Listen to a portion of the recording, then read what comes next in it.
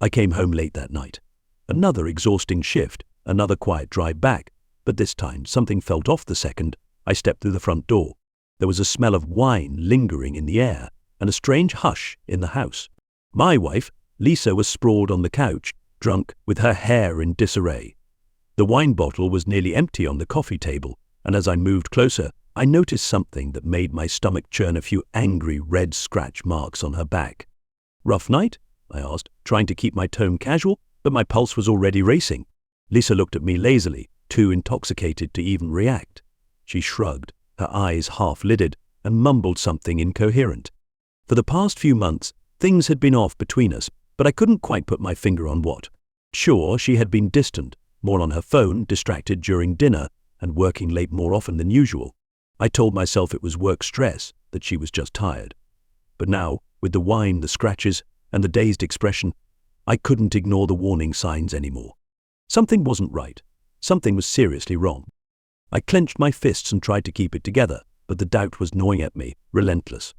I needed answers, but I wasn't ready to ask the hard questions, not yet. Instead, I went upstairs, replaying every odd moment from the past few months in my head. Something told me I wasn't ready for the truth I was about to uncover. This was the beginning of the end, though I didn't know it at the time. I didn't sleep well that night. My mind was racing, trying to piece together what could have happened. The scratches on Lisa's back weren't the kind you'd get from bumping into furniture or playing with the kids. They were deliberate, almost violent. I woke up before sunrise, my chest heavy with suspicion. The thought of checking her phone had crossed my mind before, but I always pushed it away. I trusted her. I had to, after all. We'd built a life together, raised our 2 kids. But now, trust was starting to feel like a luxury I couldn't afford. Lisa was still passed out on the couch when I crept downstairs. I stared at her for a moment, feeling the anger rising. Part of me didn't want to do it. I knew that once I crossed this line, there'd be no going back. But something was eating away at me, demanding answers. Slowly, I picked up her phone from where it lay near her hand, unlocking it with the passcode I'd seen her use 100 times. My hands were shaking. At first, nothing seemed out of the ordinary, but then I scrolled through her messages. There was one thread that stood out, messages from someone named Mark. I clicked on it, my heart thudding in my chest. The conversation was casual at first, work stuff, small talk. Then it shifted. The tone changed to something more intimate, flirty. My stomach clenched. I kept scrolling, my breath catching when I saw the latest messages. They'd been sent just last night. "Last night was amazing," one of them read. "I can still feel you." I froze. The words were like a punch to the gut. I scrolled further, feeling the bile rise in my throat. There were pictures, nothing explicit, but close enough. Her laughing, flushed cheeks, eyes lit up in ways they hadn't been around me in months. And then there it was, the confirmation I didn't want but knew I'd find. A picture of them together. A selfie she'd sent, both of them smiling, his arm draped over her in a way that my skin crawled. I couldn't breathe. The room felt too small, the air too thick. My world was collapsing, and all I could do was stand there, clutching her phone like it was a grenade ready to go off. My hands were shaking as I put the phone down, barely able to contain the rage building inside me. I had seen enough. I stood there for what felt like hours, staring blankly at the wall, trying to process what I'd just seen. My heart was racing, a cold sweat clinging to my skin. Lisa stirred on the couch, and I felt the urge to confront her right then, to wake her up and throw those messages in her face. But something stopped me. Maybe it was the sight of her sleeping peacefully, completely unaware that her secret was now out. Or maybe it was the kids. Sophia was still sleeping upstairs, and Leo would be getting ready for school soon. They didn't deserve to wake up to this. I went to the kitchen instead, gripping the counter until my knuckles turned white, forcing myself to calm down. I could hear Leo getting up, his heavy steps dragging along the hallway. "Morning, Dad," he muttered, still half asleep as he poured himself cereal. I tried to force a smile, but my face felt stiff, unnatural. "Morning, Bud," I replied, my voice strained. I watched him for a moment, trying to focus on anything other than the chaos brewing inside me. He had no idea. None of them did. I was the one holding the weight of this secret now, and I had no idea what to do with it. Every second felt like a ticking time bomb, waiting to explode. Lisa finally stirred and sat up, rubbing her eyes as she wandered into the kitchen.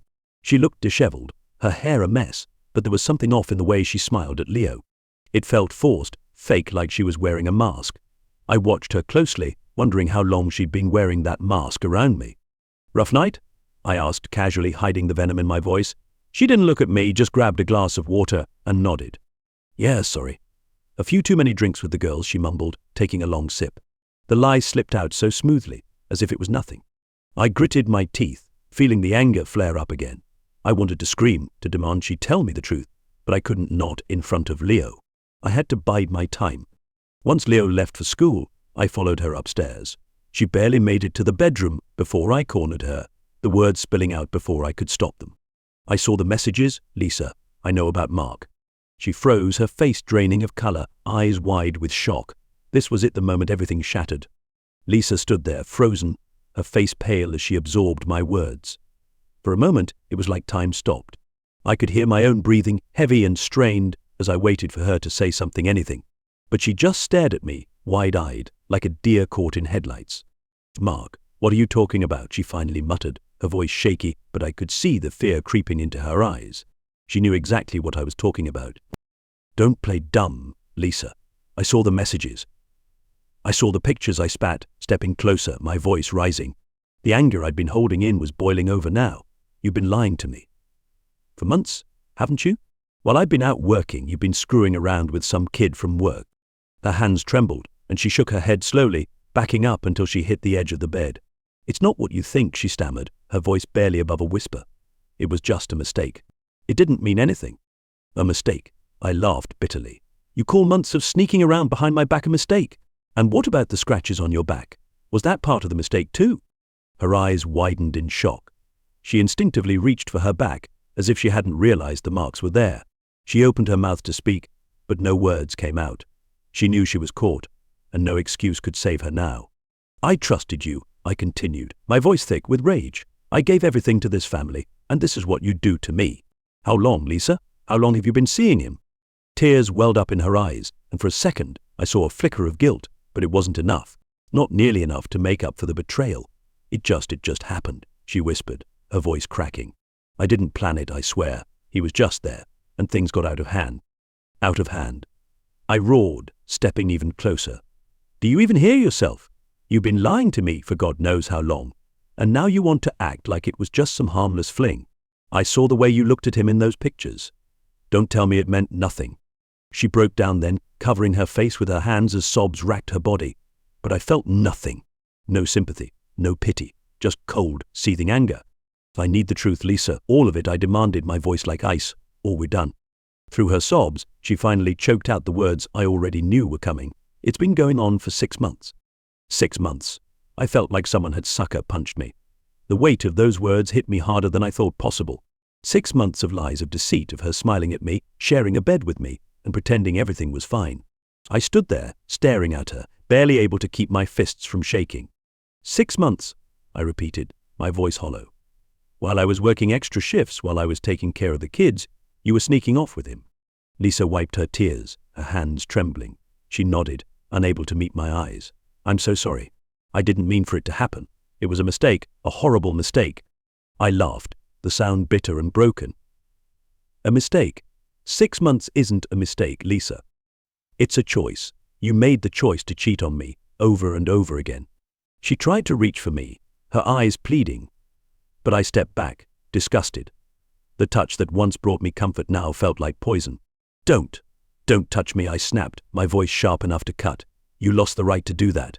"Please, just listen to me," she begged, her voice cracking. "I didn't want it to go this far. I didn't know how to stop it." I stared at her, my mind reeling. The woman standing in front of me was a stranger. The wife I thought I knew, the mother of my children, was gone. In her place was someone I couldn't recognize, someone who had betrayed me in the worst way possible. "How could you do this?" I asked, my voice softer now, the anger starting to give way to the deeper pain beneath. "How could you risk everything we built together?